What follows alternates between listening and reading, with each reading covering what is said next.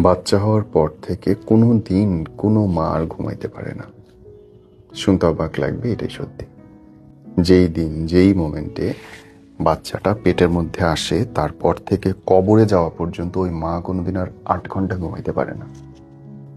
প্রথমত প্রেগনেন্সির 10 মাস, তারপরে যখন বাচ্চা বের হয় সারা রাত জেগে থাকে বাচ্চাগুলো। এরকম করে কাটে 5 থেকে 6 বছর। তারপরে বাচ্চাটা এসে দাঁড়ায় মাঝখানে দুইজনের, এবং এই মাঝের সময়টাতেও লাথিবে, একটু পরে খাবে, ওয়াশরুমে যাবে, নানান কিছু। কোনো দিন একটা বাচ্চা পেটে আসার পর থেকে একটা মা কোনোদিন ঘুমাইতে পারে না। যদি তার মা থাকে, মানে বাচ্চার নানি, তাহলে হয়তো মাঝে মধ্যে 1-2 দিন পায়। নানির কাছে হয়তো বাচ্চাটা থাকে কোনো কোনো রাত।